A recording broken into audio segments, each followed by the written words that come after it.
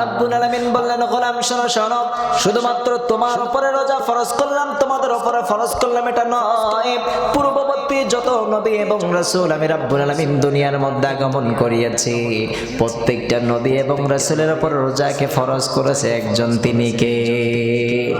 রব্বুল আলামিন বললেন, তোমার কোনো ভয় নাই, তোমাদের কোনো চিন্তা নাই, তোমাদের পূর্বে তোমাদের ভাইরাও রোজা রেখেছে, তোমাদের ভাইরাও তোমাদের মতো রোজা রেখেছে, মনে করতেছো তোমাদের উপরে রোজাকে ফরজ করা হয়েছে, শুধুমাত্র তোমাদের উপরে রোজাকে ফরজ করে না একজন, তিনি কে?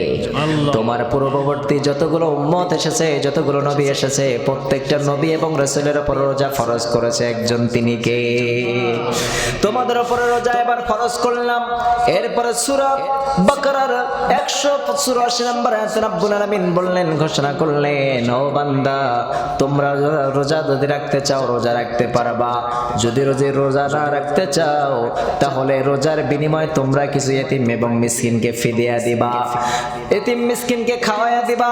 যদি তোমরা ধনাঢ্য ব্যক্তি হয়ে যাও, ইচ্ছা করলে তুমি রোজা রাখতে পারো, আবার ইচ্ছা করলে তুমি রোজা না রেখে এতিম মিসকিনকে খাওয়াই দিতে পারো, তোমার উপর থেকে রোজাটা মওকুফ করে দিবে একজন, তিনি কে? কিন্তু এতে লাস্ট স্টেপে বললেন, তোমাদের জন্য রোজা রাখাটাই কল্যাণকর। কে ঘোষণা করলেন? তোমাদের উপরে রোজা রাখাটাই সব থেকে কল্যাণকর। এরপরে সূরাতুল বাকারার 185 নম্বর আয়াতে রব্বুল আলামিন ঘোষণা করলেন, এই চতুর্থ স্টেপ হলো এটাই, তোমাদের তৃতীয় স্টেপ হলো তোমরা ইচ্ছা করলে রোজা রাখতে পারবা, না রাখতে পারবা। তৃতীয় স্টেপ হলো তোমাদের কিছু ছাড় আছে, যদি তোমাদের সামর্থ্য থাকে এতিম এবং মিসকিনকে কিছু ফিদিয়া দিয়ে দাও, এক বেলা খাইয়ে দাও, তাহলে তোমার উপরে রোজাটা মওকুফ করবে কে? কথা বলেন, মওকুফ করবে। কিন্তু চতুর্থ স্টেপে রব্বুল আলামিন বললেন, তোমরা যখনই বালেগে পদার্পণ করবা, বালেগ হয়ে যাবা, ওই দিন থেকে তোমাদের রোজার ছাড়াছাড়ি। কিন্তু যদি তুমি যদি রোজা না রাখতে পারো, পরবর্তীতেও তোমাকে রোজাটাও আদায় করে দিতে হবে। কার কথা? তাহলে এই চারটে স্টেপে আমাদের উপরে রোজাকে ফরজ করেছে একজন, তিনি কে? এটাই হলো রোজা রাখার হিস্টোরি। রোজাটা কিভাবে আমাদের উপরে নাজিল হলো, রোজাটা কিভাবে আমাদের উপরে ফরজ হলো, চারটা স্টেপে আমাদের উপরে রোজা ফরজ হলেন। এক নাম্বার, রব্বুল আলামিন বললেন, নবীর উপরে আদেশ করলেন প্রতি মাসে 3টা করে রোজা রাখবা, সাহাবাদেরকে আদেশ দেয় নাই। দ্বিতীয় স্টেপে সাইয়েদনা মুসা আলাইহিস সালাতু ওয়াস সালামকে মুক্তি পাওয়ার কারণে ইহুদিরা রোজা রাখতেন, এখান থেকে দ্বিতীয় স্টেপ। তৃতীয় নাম্বার স্টেপ হলো তুমি রোজা না রাখলে তুমি ফিদিয়া দিবা। চতুর্থ স্টেপে রব্বুল আলামিন বললেন, এখন আর ফিদিয়া দেওয়ার কোনো কারবার নাই, এখন আর ফিদিয়া দিতে পারা মানা, বালেগ হয়েছে, সঙ্গে সঙ্গে তোমার উপরে রোজা ফরজ হয়েছে। আর যদিও কোনো কারণে সফরের মধ্যে, অসুস্থতার মধ্যে যদি রোজা ভেঙে যায়, সেটা আবার পরবর্তীতে আদায় করে দিতে। এই চারটা স্টেপে আমাদের উপরে রোজাকে একজন ফরজ করেছে, তিনি কে? তাহলে চারটা স্টেপে আপনারা পরে রোজা অবশ্যই ফরজ করেছে। আর কয়েক মিনিট কথা বলে ছেড়ে দেই।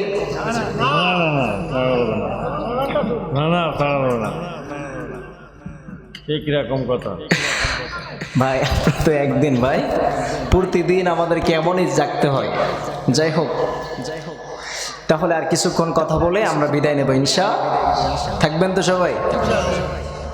ওঠাউটি করবেন না ভাই, তাহলে ওঠাউটি করলে কথা কিন্তু ভেঙে যাবে, আর ওঠাউটি করলে কিন্তু বন্ধ করে দিব। তাহলে রোজা আমাদের উপরে ফরজ করা হয়েছে চারটা স্টেপে। কিন্তু এই রোজা রাখার সময় আমাদেরকে 30টা রোজা যে রাখতে হবে, এই 30 রমাদানের ফজিলত আছে না নেই? কথা বলেন না কেন? রমাদানের ফজিলত সব থেকে বেশি। এই যে 12টা মাসের মধ্যে সব থেকে শ্রেষ্ঠতম মাসের নাম কি? কথা বলেন, মাহে রমাদান। এই রমাদানে আল্লাহ তাআলা মানুষদেরকে ঢালাও ভাবে ক্ষমা করে থাকেন, কিন্তু 4টা ব্যক্তিকে আল্লাহ তাআলা কখনো ক্ষমা করে না। 4টা ব্যক্তিকে কখনোই আল্লাহ তাআলা ক্ষমা করে না। পৃথিবীর সব মানুষকে ক্ষমা করবে, পৃথিবীর সব মানুষকে যেভাবে ইচ্ছা আল্লাহ তাআলার কাছে যদি ক্ষমা চায়, আল্লাহ তাআলা মাফ করবে, কিন্তু কয় ব্যক্তিকে ক্ষমা করবে না? কথা বলেন, 4 ব্যক্তিকে। এই 4 ব্যক্তির ভিতরে আমার নামটা আছে কিনা আজকে আমরা দেখে যাব। শুনতে রাজি আছেন? যদি এই 4 ব্যক্তির মধ্যে আমার নামটা থেকে যায়, তাহলে মাহে রমাদান পাবো, মাগার মাপ পাবো না। বিশ্বনবী সাল্লাল্লাহু আলাইহি ওয়াসাল্লাম বললেন, তোমরা এই রমাদান মাসে সব ব্যক্তিকে রব্বুল আলামিন ক্ষমা করবে, কিন্তু 4 ব্যক্তিকে রব্বুল আলামিন কখনোই ক্ষমা করবে না। এর মধ্যে 1 নাম্বার হলো যারা শিরিক করে। যারা কি করে? যারা শিরিকের মধ্যে লিপ্ত আছে। এই সমাজের মধ্যে অগণিত মানুষ, অসংখ্য মানুষ শিরিকের মধ্যে আছে না নাই? যেখানে মাজার দেখে, মাজারের মধ্যে একটা সেজদা লাগায় এমন ব্যক্তি আছে না নাই? কথা বলেন না কেন? মাজারে সেজদা দেওয়া ইবাদত নাকি শিরিক? কথা বলেন। যারা এই মাজারে সেজদা দেয় এদের সাথে রব্বুল আলামিন সম্পর্ক রাখবে। কারণ তুমি বাবার পায়ে সেজদা দিলা, মাজারে সেজদা দিলা, তোমার সাথে সম্পর্ক রাখবে না একজন, তিনি কে? কারণ শিরিক যারা করবে, শিরিকের সাথে রব্বুল আলামিনের কোনো সম্পর্ক। কারণ রব্বুল আলামিন যে একক, তার একটা ছোট্ট একটা সূরার মধ্যে তুলে ধরলেন। সকলে আমার সাথে বলেন, কুল হুয়াল্লাহু আহাদ আল্লাহুস সামাদ লাম ইয়ালিদ ওয়া লাম ইউলাদ ওয়া লাম ইয়াকুল লাহু কুফুয়ান আহাদ। রব্বুল আলামিন যে পরিচয়টা সুন্দরভাবে তুলে ধরলেন, রব্বুল আলামিন বললেন, আমি হলাম এক, আমার কোনো শরীক। আর যারা রবের সাথে শরীক করবে, রব্বুল আলামিন বললেন, আমি হলাম এক, আর তুমি রবের সাথে শরীক করো, তোমার সাথে সম্পর্ক রাখবে না একজন, তিনি কে? এই সমাজের মধ্যে যারা এই মাজারে সেজদা দেয় তাদের সাথে আমাদের কোনো সম্পর্ক। এই ভাইদেরকে বোঝাবেন, কারণ মাজার কিছু দিতে পারে না, সব কিছু দেওয়ার মালিক কে? পৃথিবীর কেউ কিছু দিতে পারে না, সব কিছু একজন দেন, তিনি কে?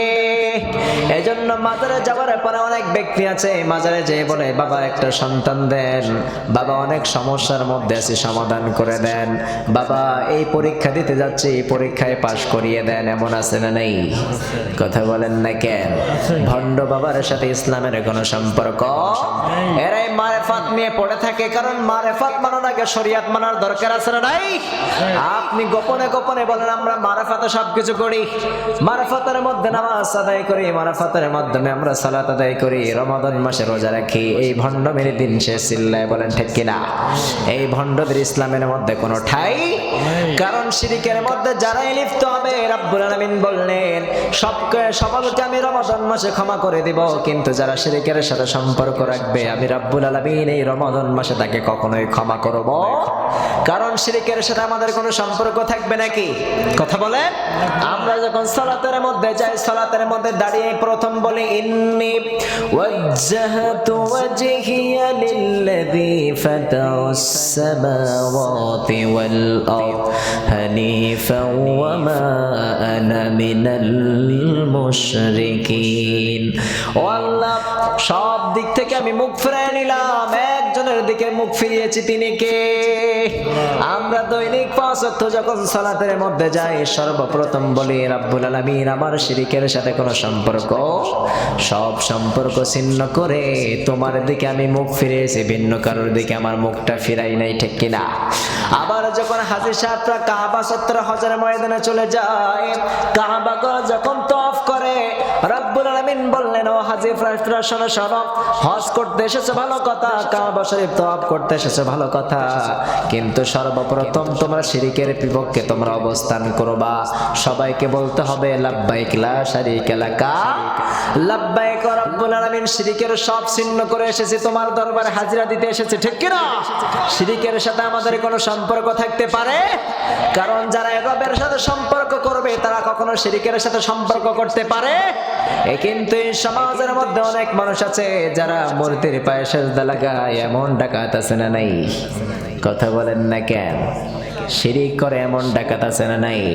চন্দ্রকে দেবতা হিসেবে মেনে নিয়েছে, সূর্যকে দেবতা হিসেবে মেনে নিয়েছে, তারাকে দেবতা হিসেবে মেনে নিয়েছে, গাছকে পূজা করে, মাছকে পূজা করে, এমন এই সমাজের মধ্যে কিছু মানুষ আছে না নাই? কথা বলেন না কেন? কিন্তু সব কিছুর স্রষ্টা একজন, চিল্লায় বলতে হবে, তিনি কে?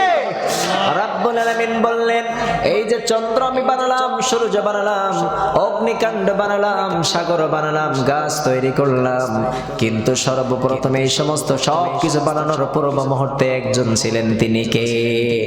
আবার এই চন্দ্র ধ্বংস হয়ে যাবে, সূর্য ধ্বংস হয়ে যাবে, তারকা ধ্বংস হয়ে যাবে, এই আসমান এবং জমিন সবকিছু ধ্বংস হয়ে যাবে, আবার শেষে একজন থাকবে, তিনি কে?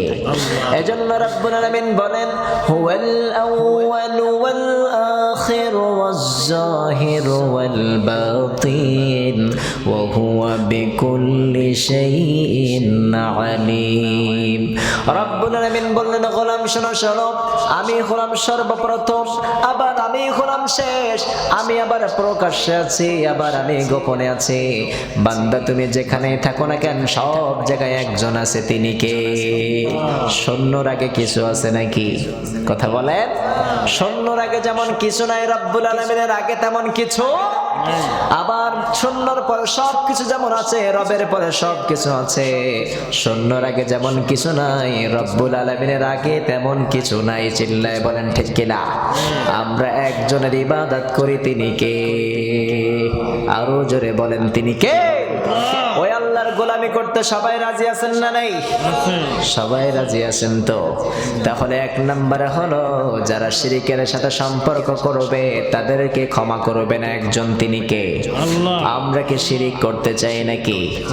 কথা বলেন না কেন? শিরিকের সাথে সম্পর্ক রাখতে চাই নাকি?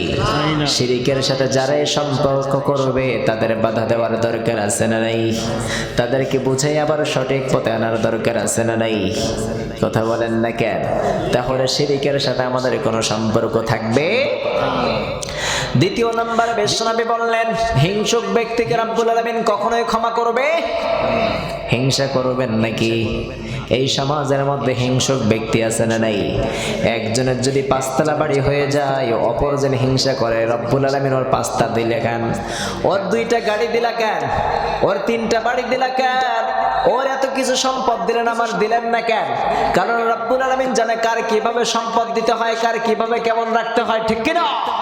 রব্বুল আলামিন এই সমাজের মধ্যে অনেককে ধনী বানিয়েছেন, আবার অনেককে গরিব বানিয়েছেন, আবার অনেকের চেহারাটা অনেক সুন্দর করেছেন, আবার অনেকের চেহারাটা অনেক কুৎসিত করেছেন, ঠিক কিনা? কথা বলেন না কেন? কারণ প্রত্যেকটা মানুষকে পরীক্ষায় অবতীর্ণ হতে হবে, পরীক্ষা অবশ্যই দিতে হবে। রব্বুল আলামিন বললেন, তুমি কখনোই হিংসা করবা না, হিংসা পোষণ করবা না। এই সমাজের মধ্যে আমরা অনেককে দেখে হিংসা করি, কি করি না? কথা বলেন না কেন? কারণ রব্বুল আলামিন বললেন, কাউকে পাঁচতলা বাড়ি দিয়ে আমি রব্বুল আলামিন তাকে পরীক্ষা করব, আবার কাউকে গাছতলায় বসবাস করে আমি রব্বুল আলামিন পরীক্ষা করব, আবার কাউকে ক্ষমতা দিয়ে পরীক্ষা করব, আবার কাউকে ক্ষমতা থেকে বিচ্ছিন্ন করে তাকে আবার পরীক্ষা করব, কাকে সন্তান দিয়ে পরীক্ষা করব, আবার কাউকে সন্তান না দিয়ে পরীক্ষা করব, আবার কাউকে শুধুমাত্র ছেলে দিয়ে মেয়ে না দিয়ে পরীক্ষা করব, আবার কাউকে শুধুমাত্র মেয়ে দিব ছেলে দিয়ে না দিয়ে পরীক্ষা করবে একজন, তিনি কে? রব্বুল আলামিন বললেন, আল্লাযী খালাকাল মাউতা ওয়াল হায়াতা লিয়াবলুয়াকুম আইয়ুকুম আহসানু আমালা ওয়া হুয়াল আজিজুল গফুর। রব্বুল আলামিন বললেন, গোলাম শোনো শোনো, হায়াত এবং মৃত্যুর মধ্যখানে একটা যে সময় আমি রব্বুল আলামিন তোমাকে দিয়েছি, এই সময়টাকে আমি রব্বুল আলামিন তোমাকে পরীক্ষা করব। শুধুমাত্র মনে করলেন 100 রাকাত যদি নফল নামাজ পড়েন, আর সারা রাত যদি জেগে জেগে তাহাজ্জুদ পড়েন, আর যদি এই আমলটা যদি অনেক বেশি হয়ে যায়, রব্বুল আলামিন বেশি আমল পছন্দ করে? বেশি আমল পছন্দ করেন না। রব্বুল আলামিন বলেন আহসানু আমালা, এখানে আকসারু আমালা বলে নাই, কারণ তোমরা অধিক আমল করবে এই কথা বলে।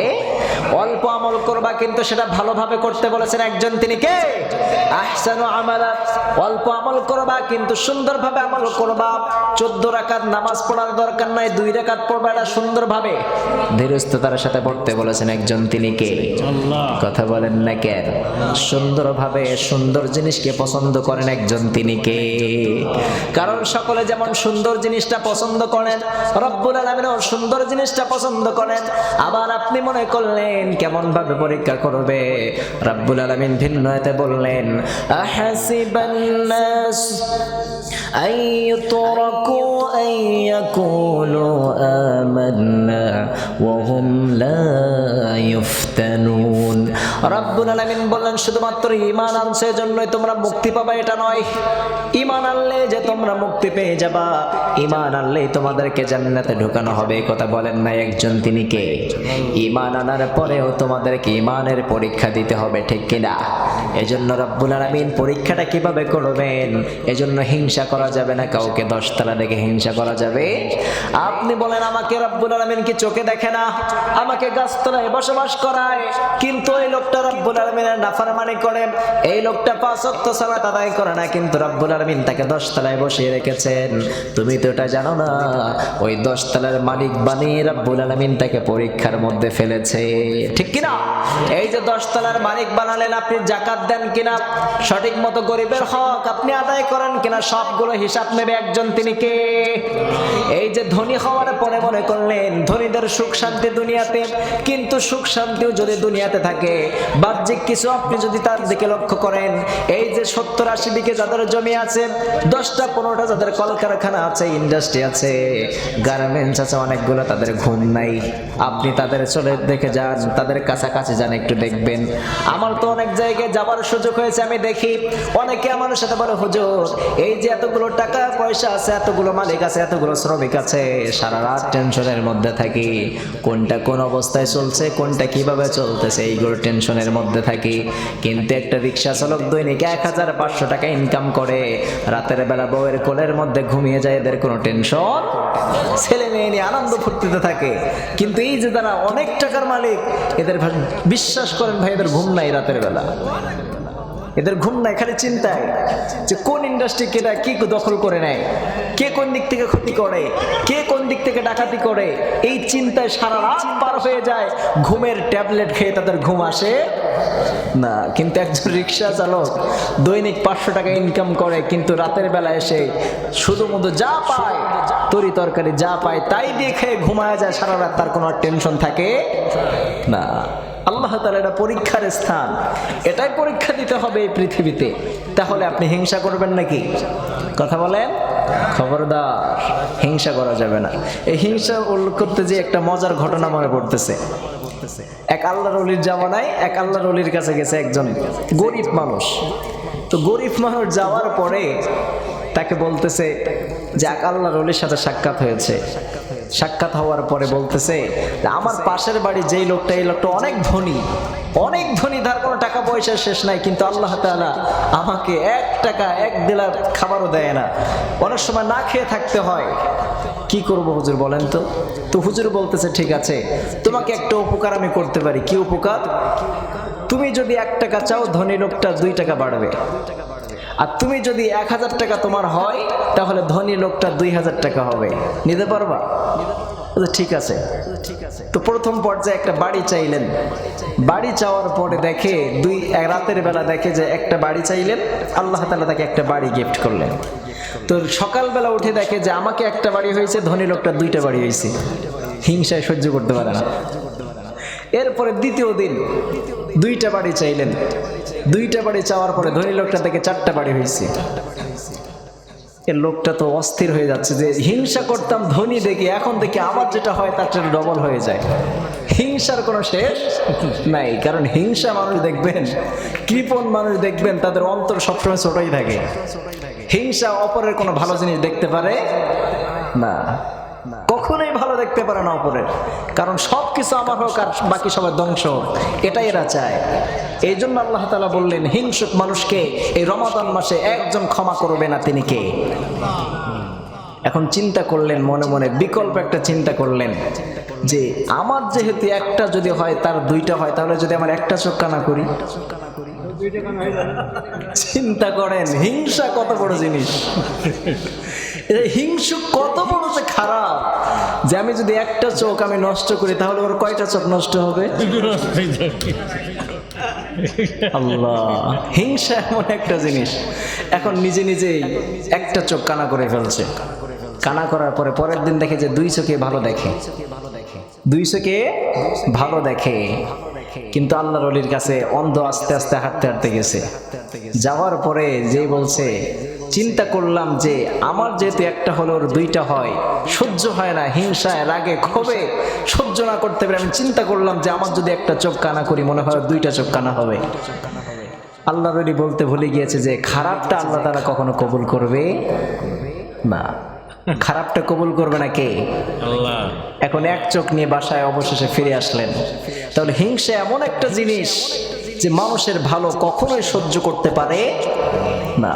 আপনি চাইবেন যে আমার একটা ভার হচ্ছে হোক, আল্লাহ তাআলা আমাকেও দান করুক, কারণ আমাকেও দান করুক, তাকেও দান করুক।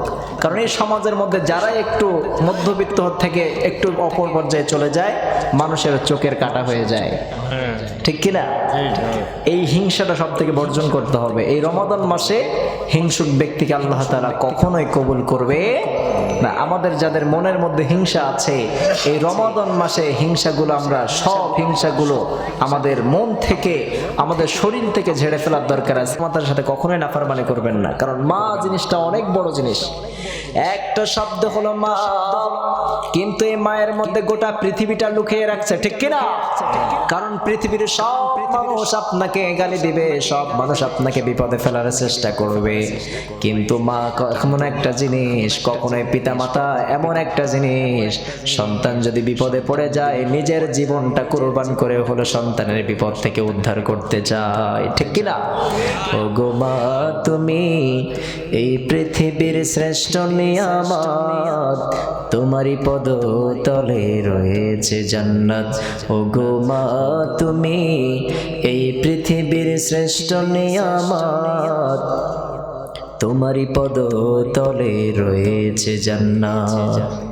এই পৃথিবীর সৃষ্টি অগো ফুল পাখিহীন, এই পৃথিবীর সৃষ্টি অগো মায়া মোহহীন, এই পৃথিবীর সৃষ্টি অগো ফুল পাখিহীন, এই পৃথিবীর সৃষ্টি অগো মায়া মোহহীন।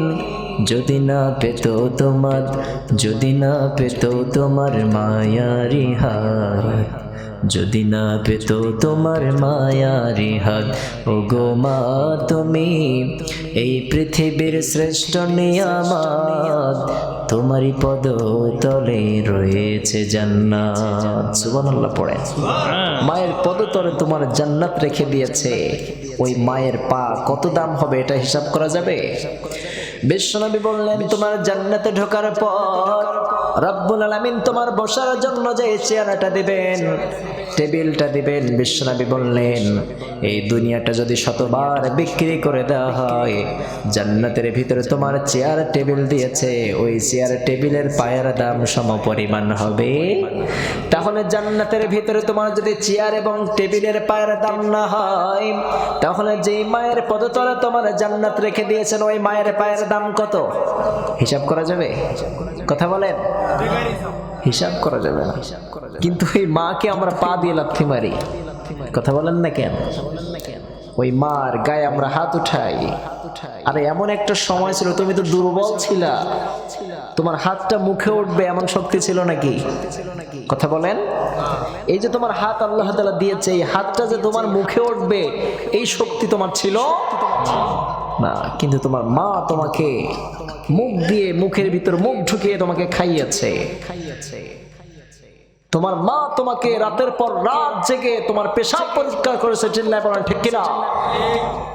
শীতের রাত্রে যখন তুমি পেশাব করে দাও, ডাইনে পেশাব করলে মা তোমাকে ডাইন থেকে বামে নিয়ে আসে শুকনো জায়গায়, আবার বামে পেশাব করে দিলে তোমার মা ডাইনে বামে ভিজা বলে তোমার মা বুকের মধ্যে নিয়ে নেয়, চিল্লায় বলেন ঠিক কিনা?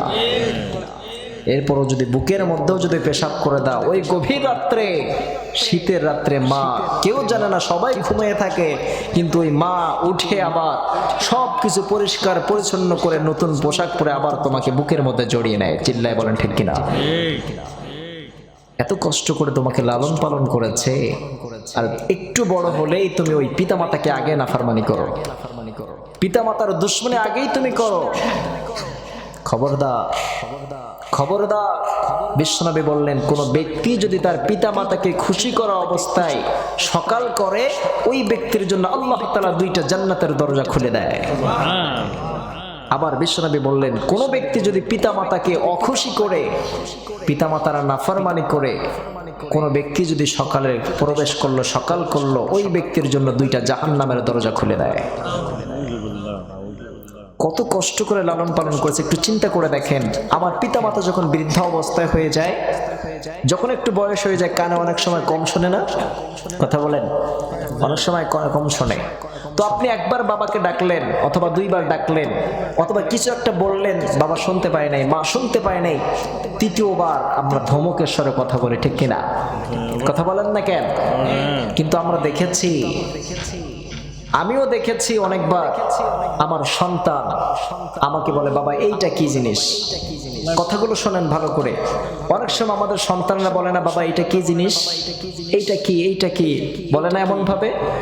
আমরা বারবার বলতে থাকি, বাবা এইটা এই জিনিস, বা এইটা অমুক পাখি, অথবা একটা কাক এসে যদি বসে নতুন একটা জিনিস যখন দেখে, বাবা এটা কি পাখি, আমরা বলি কাক, আবার বলি কাক, আবার বলি কাক। তো 100বার বলার পর, 1বার 2বার 3বার 4বার 10বার বলার পরেও যদি একবার বলে কাক, তাহলে বাবার অন্তরটা খুশি হয়ে যায়। কথা বলেন, খুশি হয়ে যায়। কিন্তু আপনার বাবা যখন বৃদ্ধা বয়সে উপনীত হয়েছে, বাবা 1বারের 2বার শুনতে চাইছে আপনার কাছে, বাবা শুনতে পায় না, আর একটু বলো, 3য়বার আমরা ধমকের স্বরে কথা বলি। আরে বাবা তো তোমাকে 10বার 20বার শিখিয়েছে একটা কথা, তারপর তো তুমি শিখতে পেরেছো এবং বলতে পারছো, চিল্লায় বলেন, ঠিক কিনা? কিন্তু বাবা বৃদ্ধা বয়সে যখন 1বার না 2বার শুনতে চায়, তখনই আমরা রেগে যাই। খবরদার, পিতামাতা কষ্ট পায়, পিতামাতা শব্দটা উচ্চারণ করে, এমন কাজও বান্দার করতে নিষেধ করেছেন মুহাম্মদ সাল্লাল্লাহু। খবরদার, পিতামাতার নাফরমানি করা যাবে না। 4র্থ নাম্বার হচ্ছে, বিশ্বনবী সাল্লাল্লাহু আলাইহি ওয়াসাল্লাম বললেন, যারা অহংকারী ব্যক্তি, এই সমাজে অহংকারী আছে না নেই? টাকা হলে টাকার অহংকার দেখায়, ক্ষমতা হলে ক্ষমতার বাহাদুরি দেখায়, টাকা হলে টাকা পয়সার অহংকার দেখায়, চেহারা থাকলে চেহারারও বাহাদুরি আছে না নাই? চেহারার ঝলকে কোথায় যে কি করে এটাও নিজে ওরা টের পায়। চেহারা আল্লাহ তাআলা দিয়েছে, এই চেহারা তোমাকে একদিন ধ্বংস হয়ে করে দিবে একজন, তিনি কে? যৌবন যখন বয়স হয়, চেহারা যখন সুন্দর থাকে, তখন চুলের বাহাদুরি দেখে কে? চেহারার গরম দেখে কে? কিন্তু একটু যখন বয়স হয়ে যায় 70-এর কাছাকাছি, এই চেহারার কোনো আর অস্তিত্ব থাকে? কথা বলেন। বিশেষ করে এই সমাজের মধ্যে মা এবং বোনেরা যারা আছেন, চেহারা নিয়ে অনেক বাহাদুরি করেন। আপনার স্বামী যদি একটু নরমাল টাইপের হয়, আপনার থেকে বারবার স্ত্রী খোঁটা দিতে থাকে, আমার মতো সুন্দরী মেয়ে তোমার কাছে বিয়ে দিয়েছে, এটাই তো তোমার কপাল। কথা বলেন না কেন? ঠিক। আমার এলাকার মধ্যে সব থেকে সুন্দরী ছিলাম 1 নম্বরে, কত জায়গা থেকে বিবাহ এসেছিল, কোথাও বিবাহ করে নাই, তোমার কাছে বিবাহ বসেছে, আর আমাকে তুমি খোঁটা দিয়ে কথা বলো। আছে না নাই? খবরদার, স্বামীর উপরে উঁচু গলায় যারাই কথা বলবে, আল্লাহ তাআলা তাদের উপরে লানত করেছেন, চিল্লায় বলেন, ঠিক কিনা? খবরদার, হাজবেন্ডের উপরে কখনোই মারাত্মক ধরনের কোনো কথা বলা যাবে না। হাজবেন্ডকে, আর তোমার যে চেহারা, তোমার কত সুন্দর চেহারা ছিল, কত সুন্দর চেহারা ছিল তোমার। এই যে আপনারা আইয়ুব নবীর ঘটনা শোনেন নাই? সাইয়েদনা আইয়ুব আলাইহিস সালাতু ওয়াস সালামের স্ত্রী ছিলেন বিবি রহিমা। তার চেহারা এত সুন্দর ছিল, ওই জামানার সবথেকে শ্রেষ্ঠতম সুন্দরী ছিলেন হযরতে ফাতেমা রাদিয়াল্লাহু তাআলা আনহার ফ্যামিলি নয় ওটা, কিন্তু সাইয়েদনা রহিমা, বিবি রহিমা ছিলেন ওই জামানার সবথেকে সুন্দরী একজন মহিলা। কিন্তু যখন সাইয়েদনা আইয়ুব আলাইহিস সালাতু ওয়াস সালাম পোকে তার সমস্ত শরীর ক্ষত বিক্ষত হয়ে গিয়েছিল, সমস্ত শরীর থেকে দুর্গন্ধ বের হতো, তখন বিবি রহিমা এলাকা থেকে সাহায্য নিয়ে মানুষের বাড়ি কাজ করে সাইয়েদনা আইয়ুব আলাইহিস সালাতু ওয়াস সালামের খেদমত করেছে। তোমার স্বামী কি তার থেকেও নরমাল? কথা বলেন না কেন? তখন কি সাইয়েদনা আইয়ুব আলাইহিস সালাতু ওয়াস সালামের সমস্ত শরীর পোকায় ধরেছিল, সমস্ত শরীর থেকে পোকা, সমস্ত শরীর খেয়ে খেয়ে তার সমস্ত শরীরটা ধ্বংস করে দিয়েছে, শেষ পর্যায়ে জিহ্বায় এসে লেগেছে। এরপরও সাইয়েদনা রহিমা বিবি তার হাল ছাড়ে নাই, তার হাত ছাড়ে নাই। কিন্তু তোমার স্বামী যদি একটু কালো হয়, আর যদি পরবর্তীতে সুন্দর কাউকে দেখো, ছেড়ে দিয়ে আরেক জায়গায় চলে যাও। আছে না নাই? খবরদার চেহারার অহংকার দেখানো যাবে না। মা বোনদেরকে সাবধান করি। তাহলে আমরা এই চার ব্যক্তিকে আল্লাহ তাআলা আমাদের এই রমাদান মাসে ক্ষমা করবে না। এক নাম্বার হচ্ছে কোন ব্যক্তিকে? শিরিক ব্যক্তিকে। এখান থেকে কিছু শেখার আছে না নাই? শিখতেই এসেছি। দ্বিতীয় নাম্বার হিংসা। তৃতীয় নাম্বার পিতামাতার প্রতি যারা সৎ আচরণ করবে না তাদের দোয়া কবুল করবে না। চতুর্থ নাম্বার যারা অহংকার করে। এই চার প্রকারের ব্যক্তি থেকে আমাদের সমাজটাকে হেফাজত করুক, পড়ে না আমিন। আরো জোরে পড়ে না আমিন। আরো জোরে পড়ে না আমিন। আল্লাহ তাআলা আমরা যে কথাগুলো বলেছি আমাদের সকলকে আমল করার তৌফিক দান করুক, পড়ে না আমিন। সকলে সূরা ফাতিহা একবার, সূরা ইখলাস তিনবার পড়ি। আউযু বিল্লাহি মিনাশ শাইতানির রাজীম। বিসমিল্লাহির রহমানির রহিম। الحمد لله رب العالمين الرحمن الرحيم مالك يوم الدين إياك نعبد وإياك نستعين اهدنا الصراط المستقيم صراط الذين أنعمت عليهم غير المغضوب عليهم ولا الضالين آمين. بسم الله الرحمن الرحيم.